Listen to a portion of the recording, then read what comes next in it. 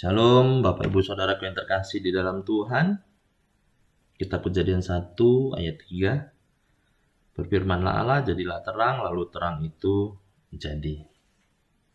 Bapak Ibu yang terkasih, ayat ini dalam proses berjalannya waktu ada kisah yang kurang enak didengar. Sewaktu bangsa Israel terjepit antara dua kekuatan besar, yaitu bangsa Babel dan bangsa Mesir. Bangsa Babel di utara dan bangsa Mesir di selatan. Kala itu kedua negara ini sama-sama memuja matahari, bulan dan bintang. Di Mesir pemujaan kepada matahari disebut On atau Yun dalam bahasa Heliopolis yang artinya kota matahari. Itu nggak jauh Bapak Ibu dari Kairo. Ya, kalau kita ke Mesir mungkin sejarahnya itu masih ada, kita bisa lihat. Sedangkan di Babel, kala itu para astronom sudah mulai belajar dan mengembangkan bagaimana cara berhitung dan meneliti tentang peredaran benda-benda angkasa atau benda-benda langit. Kala itu bangsa Babel baru mengenal 5 planet di dalam pemetaan angkasa. Jadi hal ini tidak begitu mengherankan bila pada waktu itu ada banyak pemimpin Israel yang terpengaruh dengan pemujaan akan benda-benda angkasa di sekitar mereka. Nabi Yeskiel di dalam kitabnya Yeskiel 8, 16, 17 dituliskan begini. Kemudian dibawanya aku ke pelataran dalam rumah Tuhan. Sungguh dekat jalan masuk ke bait Tuhan. Di antara balai bait suci dan mezbah ada kira-kira 25 orang laki-laki yang membelakangi bait Tuhan dan menghadap ke sebelah timur sambil sujud pada matahari di sebelah timur. Lalu firman-Nya kepadaku, kau lihatkah itu, hai anak manusia? Perkara kecilkah itu bagi kaum Yehuda untuk melakukan perbuatan-perbuatan kekejian yang mereka lakukan di sini? Bahwa mereka memenuhi tanah ini dengan kekerasan dan dengan itu sungguh menyakiti hatiku. Sungguh mereka berkelakuan tak senonoh di hadapanku. Hal ini dituliskan oleh Nabi Yeskiel dengan seakan ada tekanan kuat bagaimana Allah itu marah. Allah itu tersinggung. Yang notabene matahari, bulan, dan bintang hanyalah ciptaan Allah yang diberikan kepada manusia, sedangkan manusia bersujud dan menyembah kepada ciptaan Allah tadi. Nah, hal inilah yang menyakitkan hati Allah. Begitu juga apa yang ditulis oleh Yeremia di dalam Yeremia 8 ayat 2. Dikatakan begini, dan diserakkan di depan matahari, di depan bulan, dan di depan segenap tentara langit yang dahulunya dicintai, diabdi, diikuti, ditanyakan, dan disembah oleh mereka. Semuanya itu tidak akan dikumpulkan dan tidak akan dikuburkan. Mereka akan menjadi pupuk di ladang. Kata-kata ini dituliskan oleh Nabi Yeremia sebagai kutukan.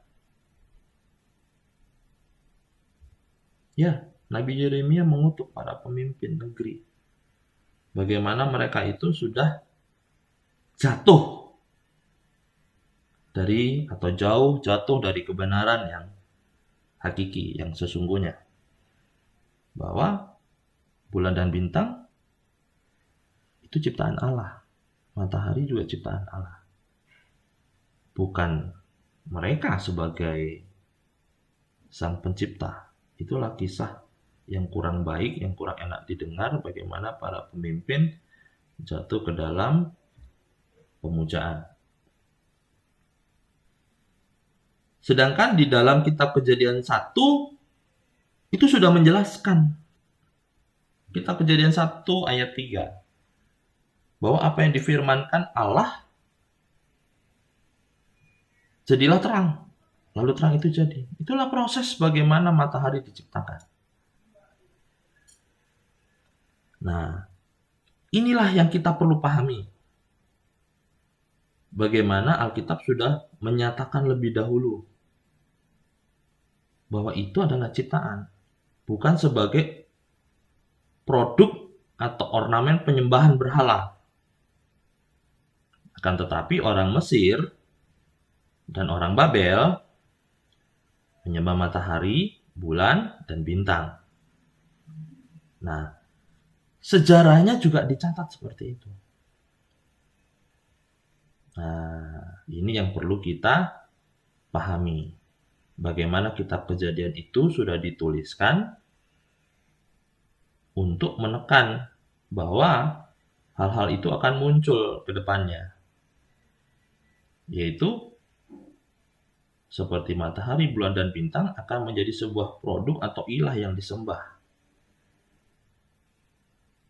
Inilah yang menjadi pedoman dan pegangan para nabi mengenai ilah-ilah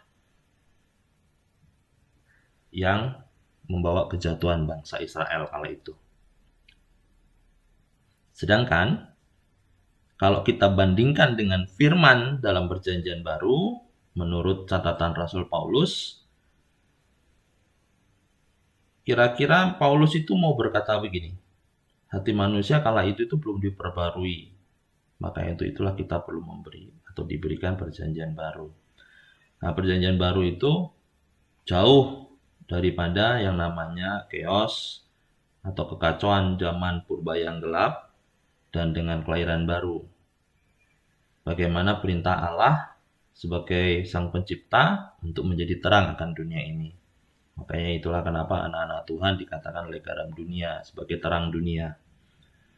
Nah, Rasul Paulus itu mengatakan bahwa kita itu perlu kelahiran baru.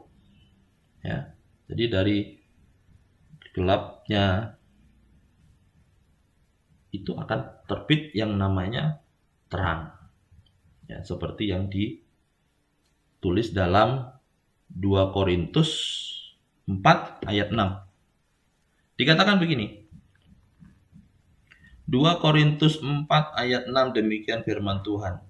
Sebab Allah yang telah berfirman, dari dalam gelap akan bercahayalah terang. Ia juga yang membuat terang bercahaya di dalam hati kita, supaya kita beroleh terang dari pengetahuan tentang kemuliaan Allah yang tampak pada wajah Kristus. Nah, inilah landasan-landasan akan Perjanjian Baru. Jadi kalau Bapak Ibu Saudaraku yang terkasih mungkin masih kurang memahami atau masih bingung kenapa harus ada Perjanjian Baru. Ya karena kita sudah, zaman dulu kita sudah jatuh. Zaman dulu pemimpin-pemimpin agama itu sudah jatuh dalam mulai penyembahan-penyembahan berhala. Yang didominasi oleh bangsa Babel dan bangsa Mesir. Nah, budaya inilah yang dibutuhkan sebagai landasan lahirnya Perjanjian Baru, yaitu sebuah kelahiran baru, di mana Kristus lahir. Nah, inilah benang merah yang muncul sebagai kaitan dari Kejadian 1 ayat 3. Yaitu terang itu akan muncul di tengah-tengah kegelapan. Nah, hal inilah juga yang harus menjadi landasan dan kekuatan kita. Apa sih latar belakang Alkitab? Apa sih latar belakang tentang the new covenants? atau terangnya yang ajaib, yaitu Kristus Yesus Allah kita. Tuhan Yesus memberkati.